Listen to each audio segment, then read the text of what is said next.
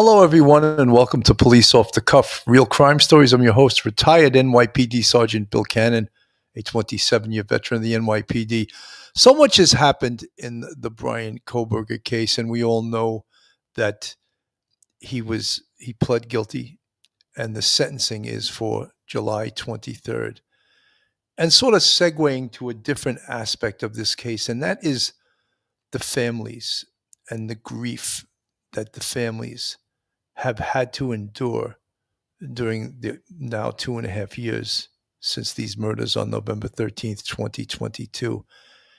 And you wonder how human beings get through grief of such a magnitude. How are they able to do it? And we've seen the different families deal with it in different ways. And one of the families, of course, that has been highlighted, that I've spoken about all the time, is the Chapin family, who you see up on the screen here.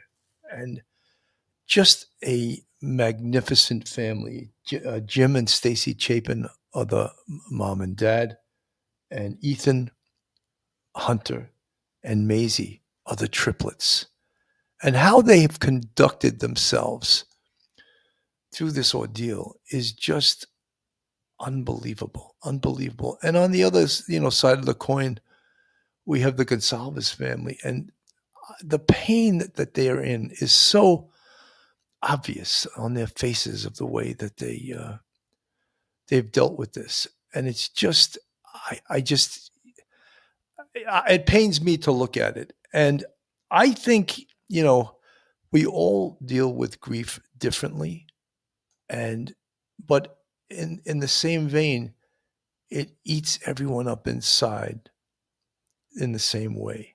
And how you deal with it intellectually and mentally and somehow get through it is where the rubber hits the road. I don't know if that's the proper term to use, but you and your family have to survive this. Jim and Stacy Chapin, they have to survive this. And they came up with some survival tools in how they're going to get through with this. They're going to get through this as a family. They're going to get through this as a couple. And it's not that they're any less heartbroken than any of the other families, but I believe, and I'm not going to criticize any one of these families. I have nothing but the sincerest sympathies for these families and love and prayers that they get through this, because they deserve to get through this, or else they'll just become more victims of Bryan Kohberger. And hasn't he had enough victims already? So folks, hold on to your hats, hold on to your loved ones, hold on to your thoughts, hold on to your feelings. You're about to enter true crime from a police perspective. You're about to enter the off the cuff zone, the police off the cuff zone.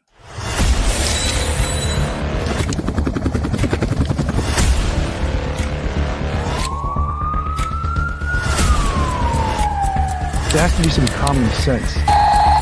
They were the ones who called 911 to get him help, and now they're calling for change.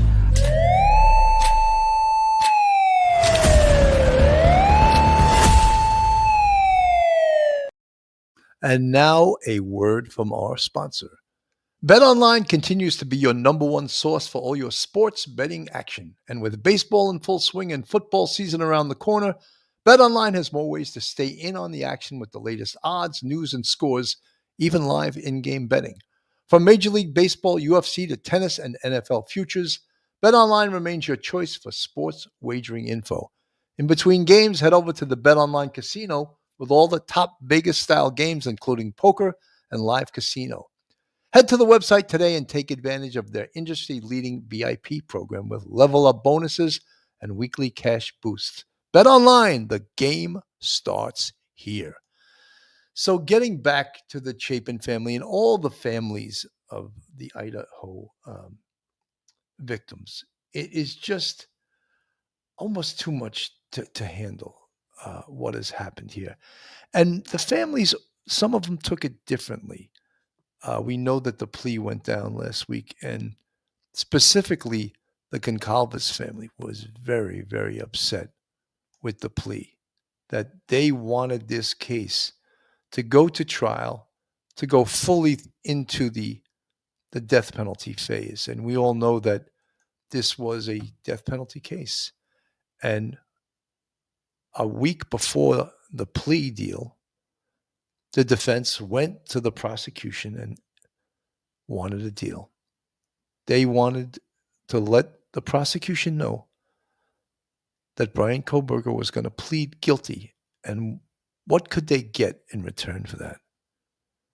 And the answer was 4 pleas of murder first degree in exchange for the sentence of life in prison without the possibility of parole.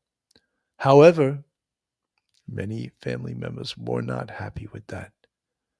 And many family members and the public and the press, they wanted the death penalty. But the defense asked to have the death penalty taken off the table, and that's what occurred. So right now, what are we looking at on July 23rd?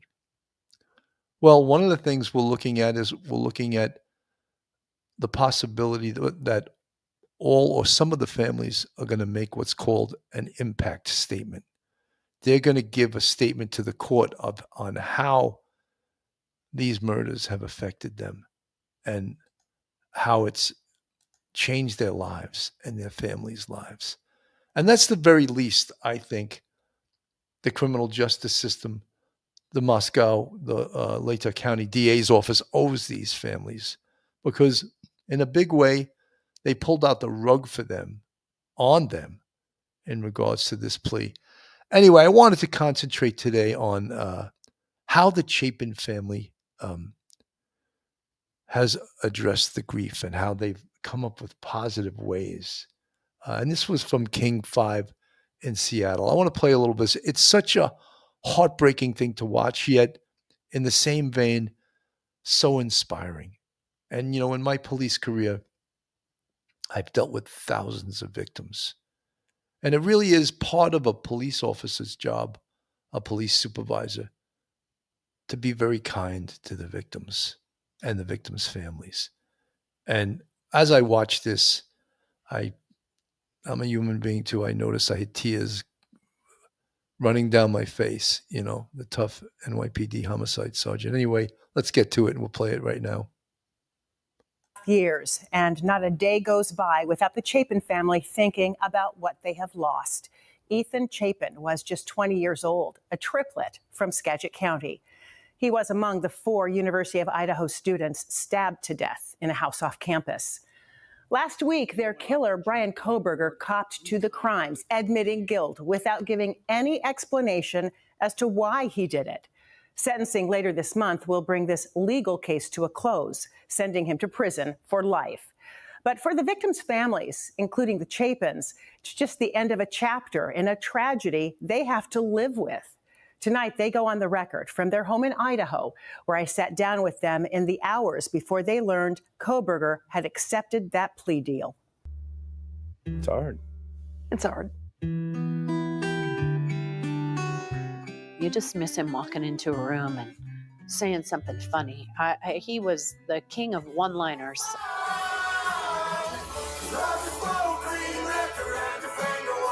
He was so funny. He could just elevate a room. You know, you just miss his presence. I asked you a year and a half ago, what did you miss most about him? Do you remember what Still you the told same, me? absolutely. Hugging him in his blue Patagonia coat. Oh my God, right? I'd give anything. Yeah. That was the last thing I did. Yeah. It was the last time we saw him. Mm-hmm. It was in the parking lot at the Sigma Chi house. Yeah. I told him, Yeah. I always tell my kids, be safe. Yeah. I told him, you be safe. He goes, oh yeah, I will. Just a moment ago, Moscow police confirmed 4 people were found dead in a home just steps away from the University of Idaho campus. Every single day, there's probably a moment between the two of us where we are just like, boy, how did we ever get here? You imagine your entire life, and this isn't how you think it's going to go. we've come a very, very long ways from that point. I mean, you learn to just tuck him in a place, and for me personally, he's tucked in my heart and my soul, and you really have to work at moving forward. It's easier now because, the kids are out of college and they seem to be doing very well. And for me, that's a win-win. Maisie and Hunter, you sent them back to the University of Idaho after this all happened. Why was that important to you? They had to go back Yeah. Why? because, They had to finish what they started. Yeah. Honestly, Ethan would want that for them.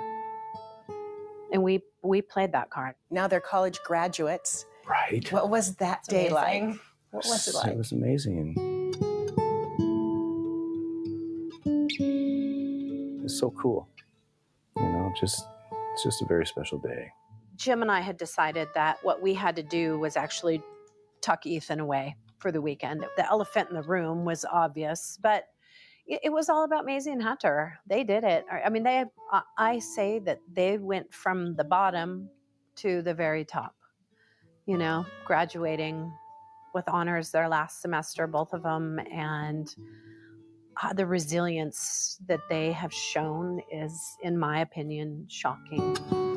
I just want to make a comment at this point.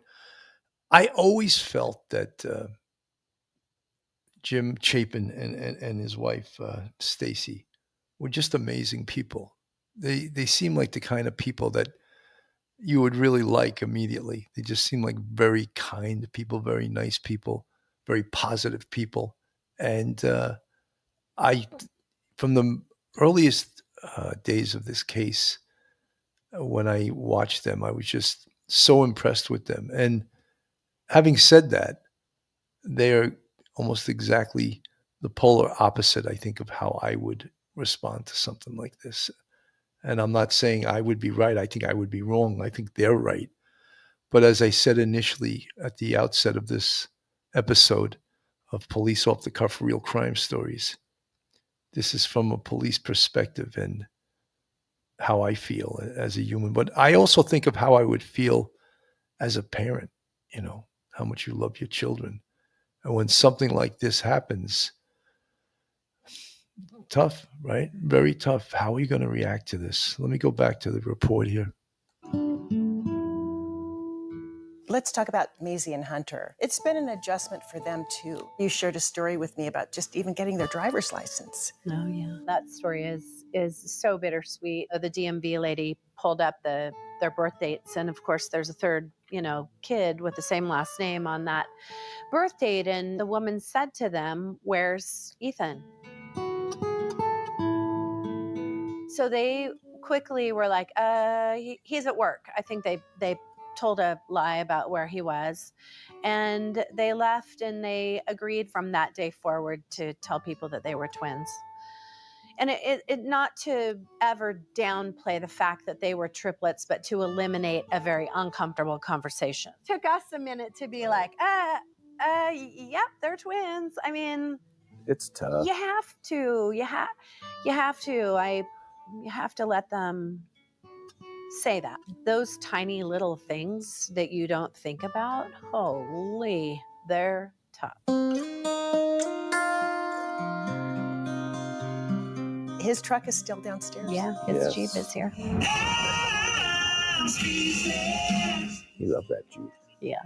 He had a lot of fun with it. Take really good care of it. I mean, he loved it. I talk to him every day. When I'm cleaning this Jeep, I constantly have a conversation. I say, "Hey, I'm cleaning your Jeep again," and I know he can see it. Yeah. I don't know. There's just a lot of him in there. I even it smells like his shirts and stuff. He just, I don't know. It's just tough. You know how much he loved this and all the good times he had in it. Priceless.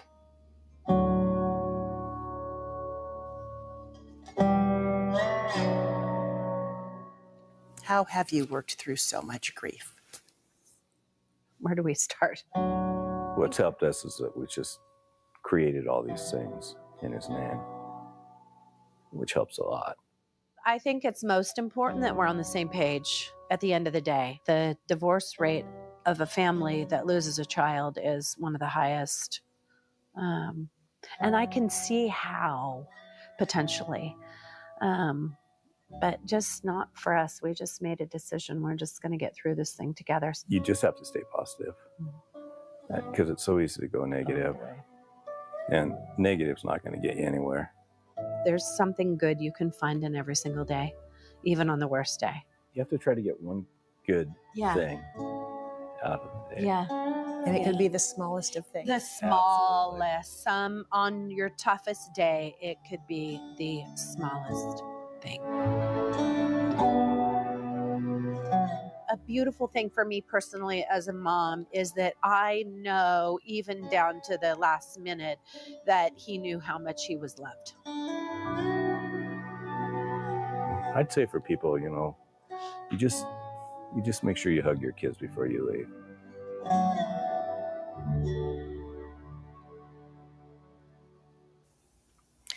To stay. Wow. I just, it's so heartbreaking because, we talk about the case. We talk about Bryan Kohberger. We talk about the violence. We talk about all the things about Kohberger, where he would have become a serial killer, that he was a PhD, all the things about him, but we don't talk enough about the victims.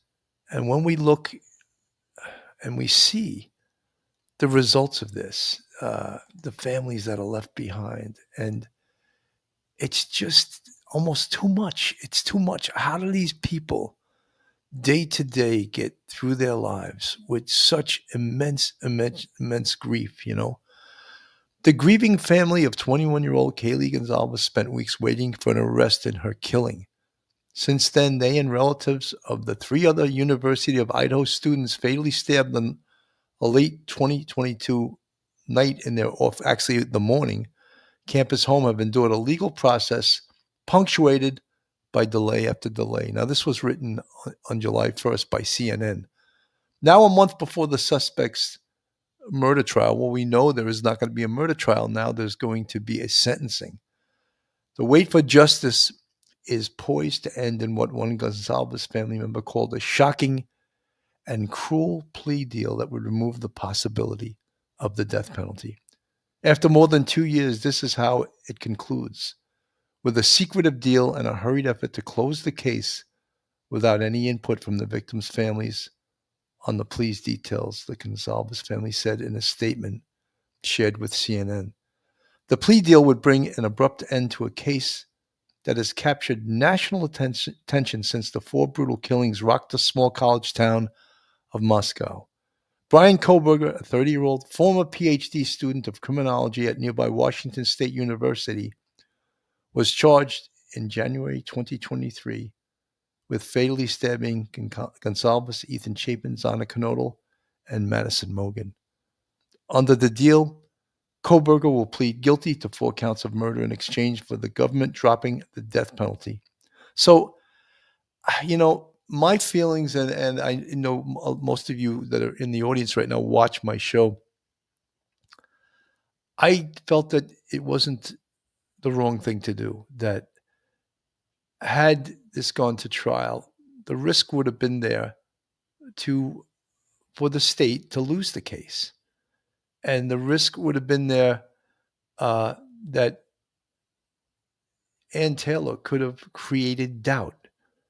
There was numerous things that she could have created doubt with. But however, a very good judge, Judge Stephen Hippler, kept this case moving forward. But if you watched us the other night when we had Matt Murphy on, you see the thumbnail up on the screen. He was a little upset that they dropped the death penalty case, that the state, Bill Thompson, accepted the plea. He was totally upset. And he was a former Orange County district attorney from California, top and brilliant guy. I learned so much listening to him talk. I thought I was sitting in a law school in a class of his. But I think that, and I said this the other night, that the death penalty in the states that have it, it has been somewhat hijacked by political positions of certain organizations, the ACLU, the Innocence Project, just to name a few, that the appeals process can take 20 or 25 years. So would Bryan Kohberger have ever received the death penalty? I think it would be doubtful that he would ever receive it. I think that there was a good possibility that, look, the law could change in the 25 years that he could be sitting on death row. They could change the law. And that's a risk. In New York City, 30, 40 years ago, many perpetrators were arrested for the murders of police officers, cop killers. And they were sentenced to life without the possibility of parole. Guess what happened? Governor Cuomo paroled a bunch of them after he left office. And how is that life without the possibility of parole? That's Governor Andrew Cuomo, who's no longer the governor of New York State.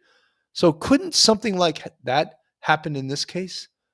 So I felt I used an old adage that one in the hand is worth two in the bush. So they had a guilty plea against Bryan Kohberger. 4 counts of murder in the first degree, 1 count of burglary in the first degree. Sentenced allegedly to life without parole. I never trust that saying, life without the possibility of parole, because the possibility always exists. I'm going to play this from CBS News, another little snippet about Kohberger's plea. And a lot of them seem to be very unhappy with what has been decided by the prosecution. What can you tell me? That's right. Well, Kaylee Goncalves' family put out a statement saying they failed us, talking about the prosecutors. They're so disappointed that this outcome actually doesn't seek the justice that they felt they were promised. So her family, they were looking forward to having a trial, and they were also in favor of the death penalty being on the table. But the families, our own Jonathan Vigliotti, spoke to the father of Maddie Mogen. I think we have a soundbite from him. He felt relief upon getting this news. I think it's justice when you don't have to torture families that have been already through the most horrific thing they could ever imagine. And I don't want another day of this. And they're talking about decades. He doesn't want another day. I think I appreciate the sentiment. And man, Benjamin Mogen looks terrible. Like I can't imagine the pain of losing a child. So is he unique and alone in feeling this way, or are the others sort of subscribing to that? We haven't heard directly from the other families, but in cases like this, you often have victims' families disagree on what justice looks like. Every person is processing this in their own way. So this is pretty typical where you see people having differing views about what justice looks like, Vlad. Right. All right. Anna Schechter for us. Thank you, Anna. So there you have it. Another family that was happy that this is, at least there's not going to be a trial. It's over with as far as he pled guilty. And all the people, as I covered this case from the very beginning, it somewhat disturbed me to hear all these idiots out there. We called them the pro-burgers, all these morons. And I'll say it right out there, morons, if they think he's innocent. This is not like something they say, oh, you're entitled to your opinion, but your opinion's wrong. So you're entitled to it, but you're a moron if you think that, and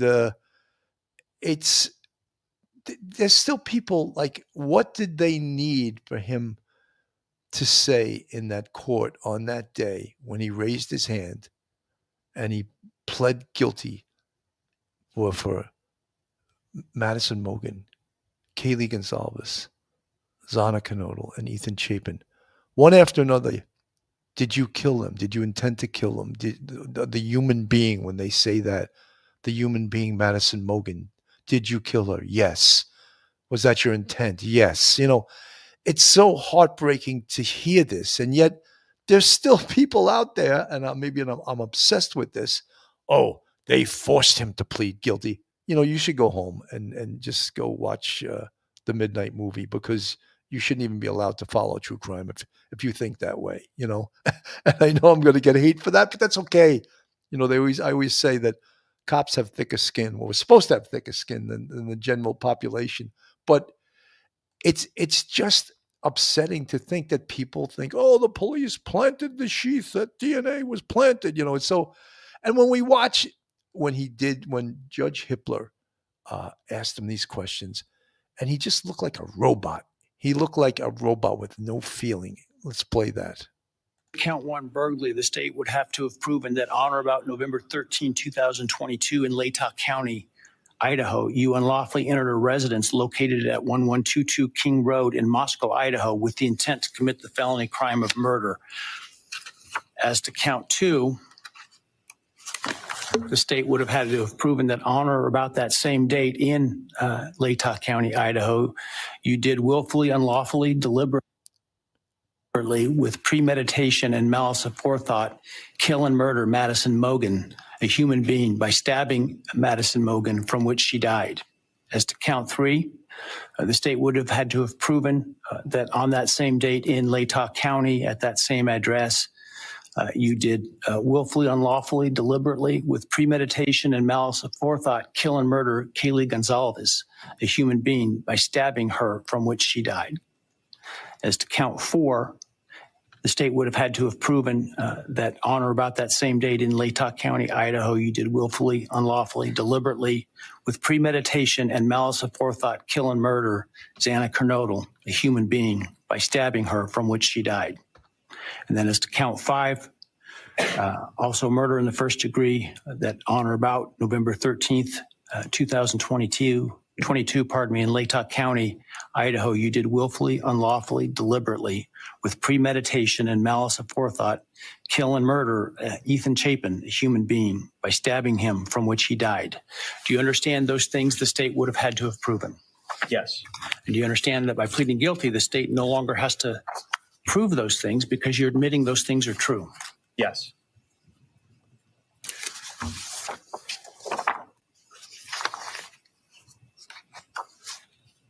Is there anyone that's listening that's not at all chilled by that, by the unemotional way he said yes to taking the lives of 4 young people? Is there anyone watching that feels that way? Because if you do, then you lack feelings, you lack emotion. And when you look at these young people up on the screen, Madison Mogen, Kaylee Goncalves, Xana Kernodle, and Ethan Chapin, that is like the definition of what life is. Young people, the future, young people doing the right thing, going to college, and about to start their lives, because I think Ethan Chapin would have graduated, a lot of these students would have graduated, because look, 2.5 years went by since they lost their lives.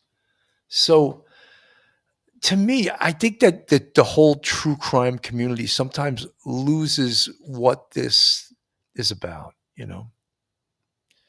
when I worked for the NYPD as sergeant in Manhattan North Homicide Squad, you couldn't let all the murders get to you emotionally. You couldn't let it, because you would not be able to do your job. And day to day, we saw horror, And even having said that, I cried before for people I didn't know, And if you don't, you're not a human being. But when you watch this poor excuse for a human being named Bryan Kohberger, and you watch him plead guilty, I can't help but think he's a psychopath.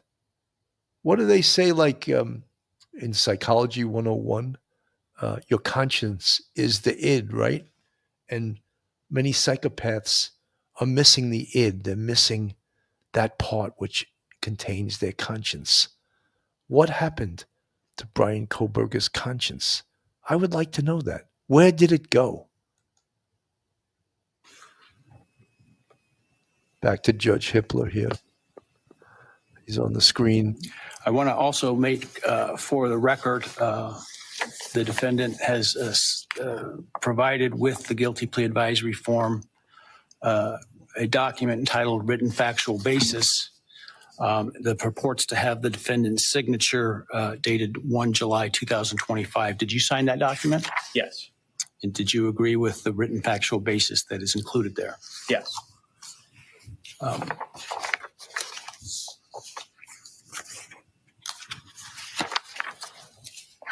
And then let me ask you, did you, on November 13th, 2022, enter the residence at 1122 King Road in Moscow, Idaho, with the intent to commit the felony crime of murder? Yes. Did you, on November 13th, 2022, in Latah County, state of Idaho, kill and murder Madison Mogen, a human being? Yes. And did you do that willfully, unlawfully, deliberately, and with premeditation and malice aforethought? Yes. Did you, on or about that same date in Moscow, Idaho, kill and murder Kaylee Goncalves, a human being? Yes. And did you do that willfully, unlawfully, deliberately, and with premeditation and malice aforethought? Yes.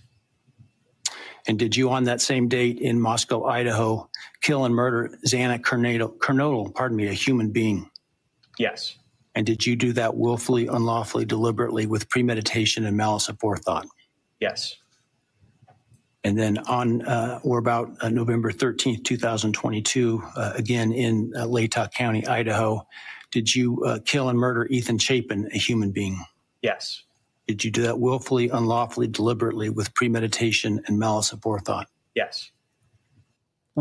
So just, when we watch that, I don't know. Look, I told you, I happen to be one of the few people I think that are from the law enforcement background that agrees that I think this plea was a smart thing to do, because you never know what's going to happen at a trial with a jury. You never know. So they had a guilty plea in their hands. And as I said before, one in the hand is worth two in the bush, and they got the guilty plea. Folks, this is Police Off the Cuff. Real crime stories. If you like real crime, true crime from a police perspective, hit that subscribe button. Give us a thumbs up. Hit the like button. Share us with your friends and family. And if you'd like to contribute to us financially, we have a Patreon with 4 different levels. We also have a YouTube channel membership with 5 different levels. And you can join our YouTube channel membership with all kinds of spiffs for our members. In fact, Kim Alliston just she gave away 1 Police Off the Cuff membership to 1 lucky person out there. So Kim, thank you so much. That was very kind of you. So, as at the start of this show, I said, everyone deals with grief differently. And, the Chapins, they're just a special, special family. And on the other side of that coin is Steve Goncalves, who deals with it in his way. And in no way would I criticize this man. I love this man. I think he is very strong, but I worry about him. I worry about him that when this case is over, he's going to have a breakdown. He's going to collapse. He's going to it's so difficult what he's gone through. And I just worry that I hope that he gets the necessary help. I know he has a strong family. He has a wife by the name of Christy, who's always at his side. He has a daughter, a son. But this is overwhelming. How is he going to deal with this? Let me play a little bit of Steve Goncalves. His attorney is Shannon Gray, who has stood by him steadfast from the beginning. Steve, I don't know what to say. You're the first person I thought of when I heard this news today. I reached out to you right away, first to tell you how sorry I was, because I know how this is landing. At least I think I do. But I wanted you to have your say. I wanted you to be able to say out loud for everyone to hear what this means to you and your family. This is anything but justice. This is the opposite of our will. There was no majority believing that this was acceptable. I want to honor all the police officers, the FBI, and all the people that work their tail off. The failure is at the court level, 100%.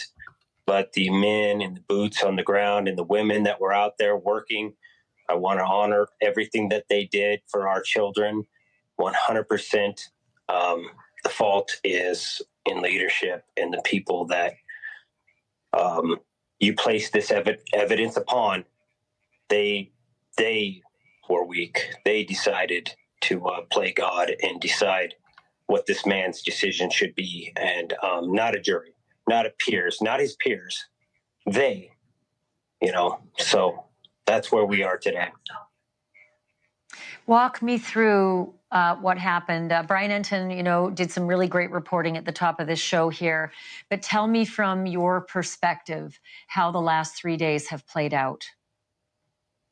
I would say ever since Hitler's demanded an independent investigation, they couldn't get away from this case fast enough. They've done everything to make this case go away. So I don't know what that entails, but he said he was going to have an independent investigator, and all of a sudden we seemed like we were on rails to get rid of this case and make a plea deal. I mean, he's guilty. We all know he's guilty. There's more than enough evidence, but it's tough. It's tough to put a community through this, and it could be bad for reputations and business identities, and there's fallout. But this isn't the will of the victims. This is just one person making a decision, and it doesn't reflect what we were asking for. Steve, did anybody ever call you from the prosecutor's office to just personally discuss this with you? Did anybody offer to meet with you in person to go over this potential plan? We have meetings all the time particularly a lot of times on Friday. No. We had this regular meeting that we have to try basically do an update of what's going on, where things are at, because Idaho is actually an amazing state where it really does care about people. We just get one or two, people who just don't care about the victims and don't care about justice. And it's easy to take the weight out. It's easy to make an excuse and say, I'm doing this for the victims, even though I've never interviewed the victims. I've never really talked to them to find out what their true feelings are. So here we are. We're stuck and we can't get out of it. I ask your audience if anybody knows Judge Hitler, reach out to him and ask him to. I want to put this up on the screen from Ali from the chat. Plea deals happen all the time. There was no guarantee that BK would have been found guilty or gotten the death penalty. All it takes is one juror to throw a wrench into things. Ali, I 100% agree with you. And I was a little surprised the other night. And if you didn't watch the show, I would implore you to watch it because it was a great show. And with this man, Matt Murphy, he's a former Orange County, California prosecutor, brilliant guy. He's the legal analyst on ABC News now. And one of the things I like about him, too, is he gives me the respect of knowing that I walked the same trails he walked in my lifetime, as far as not being an attorney, but being a detective sergeant in homicide. So he pays me that respect because he knows that, as I said, we walked some of the same crime scenes, same type of crime scenes, And I was really surprised that Matt Murphy really ripped into Bill Thompson about he felt that he had an obligation to go for the death penalty. And he said that he didn't do the right thing for the victims, for the families, for the state. But I want to also remind everyone here that the death penalty in the state of Idaho, in this case, state of Idaho versus Bryan Kohberger, and of course the 4 victims versus Bryan Kohberger, without having the death penalty on the books, they were able to use it as leverage to get him to take a plea. Without the death penalty, would Ann Taylor have ever taken a plea? No, because she was already trying to get, a continuance. Remember that? A continuance. She wanted this case to go on forever. And it had been 2.5 years since it happened. Judge Hippler, being a strong judge, said, no continuance. We're moving forward. Then she came up with the 4 alternate perpetrators, 4 alternate suspects. And Judge Hippler says, present me evidence that there's 4 alternate suspects and the proper evidence that you're just not naming names, but real evidence that they had a hand in this. She couldn't do it. So he said, that's not allowed either, right? And then the other thing was Kohberger's alibi. Oh, yes, he loves to drive around at 4 or 5 in the morning on freezing cold nights looking at the stars to explain his reconnaissance. The other thing was, Bill Thompson had said something that myself, Matt Murphy, and, had totally agreed with. Mike Geary disagreed with. And that was the fact that there was no evidence that he stalked any of these victims. And I was like, wait a minute. There was a ton of evidence of that. He had 23 reconnaissance trips to that house. If that's not evidence of stalking, then what is? What is? How could a district attorney even say that? 23 recon trips to 1122 King Road. What was he doing? We also came up with the idea, and not the idea, I think it's more than an idea. I think it's probably written in stone almost, that these murders were psychosexually related. And Bill Thompson, right in court, said there's no evidence that there was any intention of a sexual assault. How could he even say that and be a district attorney? Dude, you're wrong. You are 100% wrong. So one of the things this Wednesday on July 16th, I'm going to cover that topic with Jim Clemente, a former FBI profiler, a writer for the TV show Criminal Minds. And I spoke to him about this, and he 100% agrees with me. Yes, this is a profile of a psychosexual attack, a psychosexual murder. And how Bill Thompson said that there was no evidence of that. Where did he get that from in his career as a district attorney? I don't know. And so we're not being told all the truth. And that's a reason why some people, including Matt Murphy, who I greatly admire and I greatly respect, he was saying, we're not going to find out a lot of things because this case is never going to go to trial. And during the trial, we would have found out a lot of things to do with this case. We would have found out, the evidence, what he was doing, when he was doing it. And now we're just going to find out. Well, and the other thing was, why is the gag order still on? He pled guilty. Remove the damn gag order. And I can only assume, and I love that word. They always say, when you assume, you make an ass of you and me. But I can only assume, because I'm willing to make an ass of myself, right, that the gag order was requested to stay in place by the district attorney, Bill Thompson.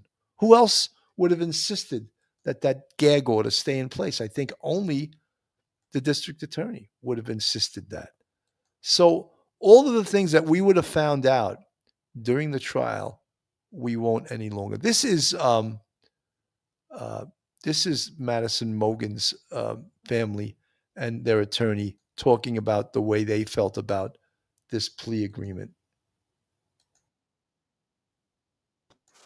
We are grateful for the gift of the young, vivacious, promising lives of Kaylee, Xana, and Ethan. And we deeply, deeply mourn their senseless loss.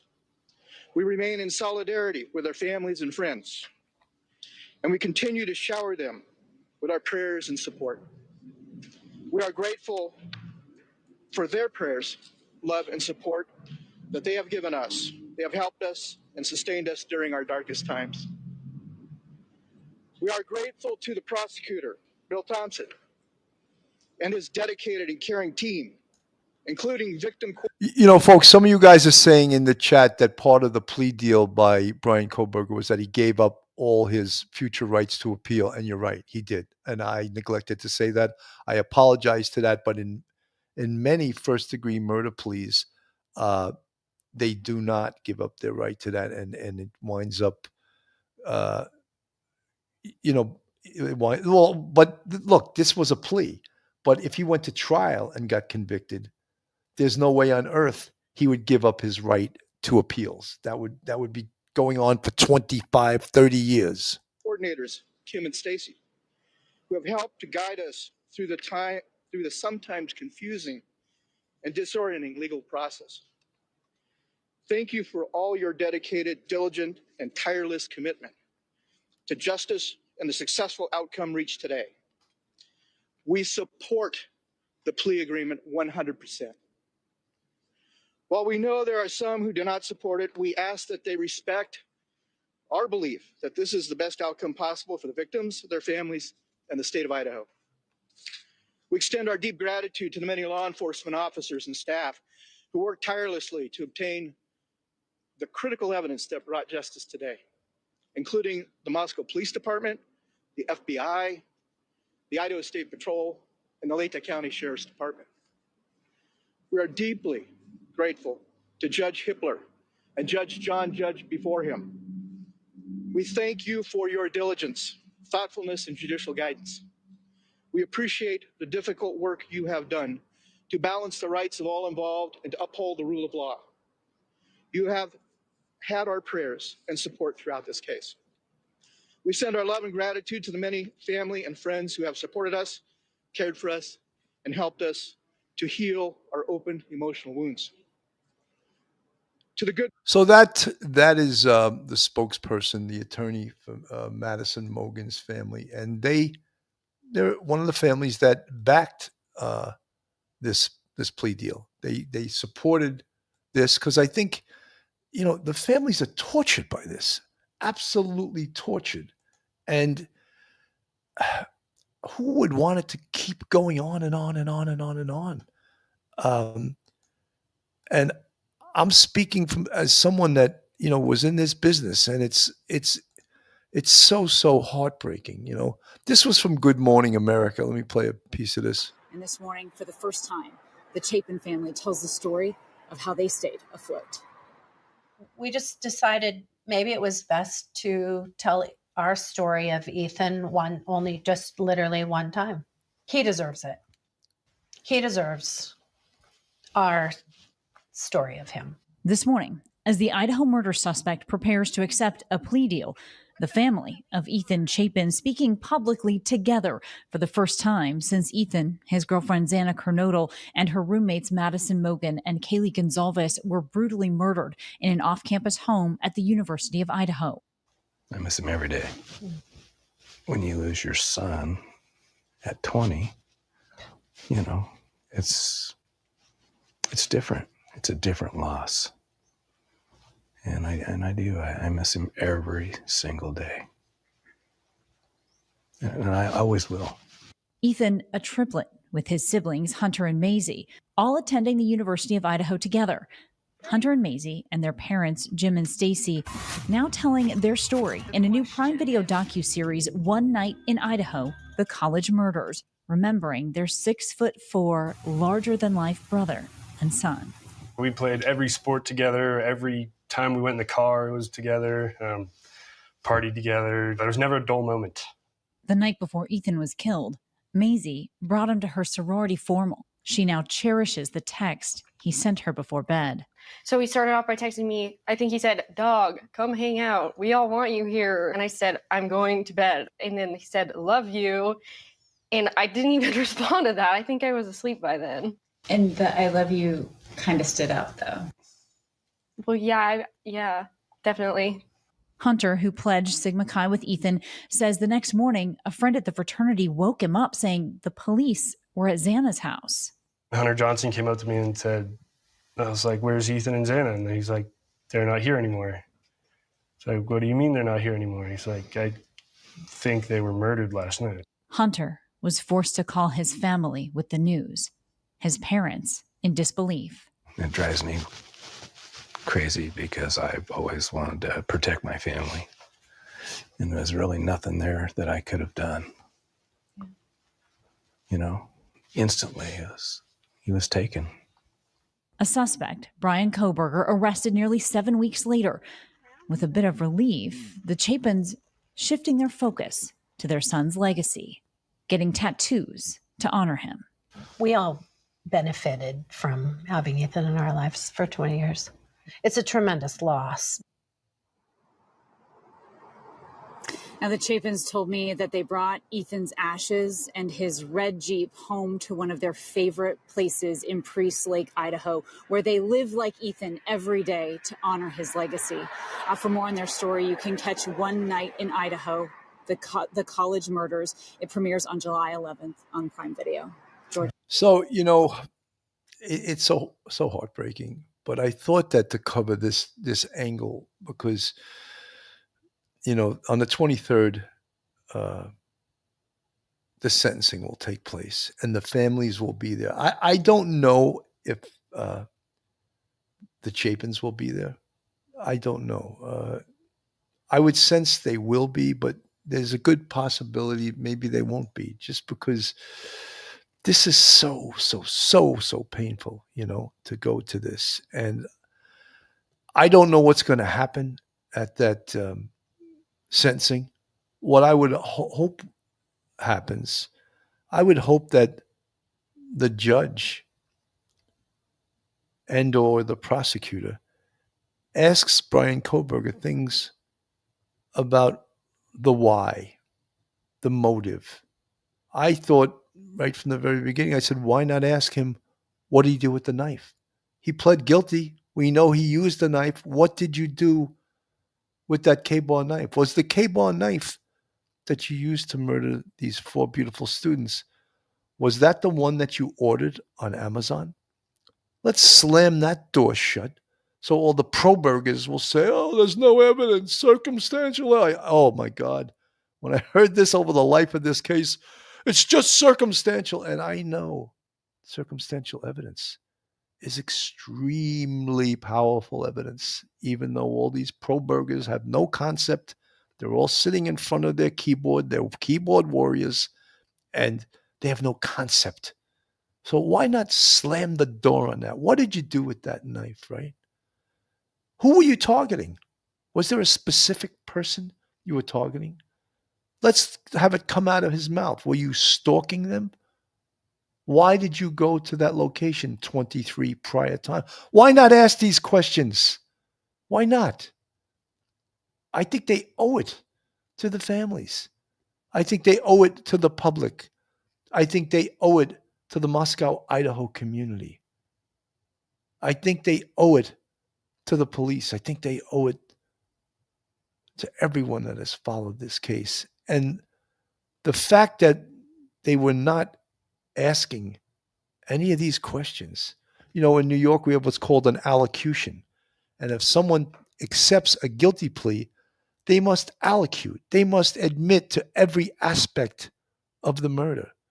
All he did was say, yes, I did it. He didn't admit to anything. He didn't admit to the fact that he was stalking them. He didn't admit to the fact that he had been there on 23 prior times. You could even have him admit to, is that your car on the video on this time? Yes, it is. You know, how many people said, I can't believe how many idiots said the Hyundai Elantra was green. You know, I didn't even address it because the stupidity was beyond. I'm getting off track. But from being a content creator and being a retired NYPD homicide sergeant, when I hear some of the stupidity, I just shake my head. And sometimes I address it, and sometimes I don't even address it because it's that stupid, you know? And that's some of the things, you know, we deal with. But I just so admired, and I do so admire the Chapin family, you know, the dad, Jim, and the mom, Stacy. And of course, when you see this picture, is that not the all-American family, except the tall guy next to Maisie is no longer with them. That's Ethan. And Ethan lost his life. And that picture just shows what a happy, happy, happy family they were. And now they're fractured and they'll never, ever be the same. And I don't mean to leave out Steve Goncalves, and his family who lost Kaylee, Madison Mogen, her family, Xana Kernodle and her family. Just so unbelievably painful. And I just think that not enough, and that's why I decided to cover this today, not enough has been said about the families and the family members and from the perspective of the victims. I just want to also say one more time, folks, if you're not subscribed, it's free to subscribe to this show. Hit the subscribe button on the screen, give us a thumbs up, hit the like button, and you can join our Patreon or the Police Off the Cuff family and become part of the Police Off the Cuff subscribers, family, friends, whatever you want to call yourself. Anyway, as you can see, this is pretty emotional for me too. I have 2 sons, and I can't imagine losing one of my sons. It would just be so heartbreaking, especially to violence, to violence. How do you ever get over that? How do you ever explain that in your mind to yourself? Almost impossible. Folks, again, thank you so much for tuning in. I'm retired NYPD Sergeant Bill Cannon. Have a great day, everyone, and God bless. One episode just ain't enough.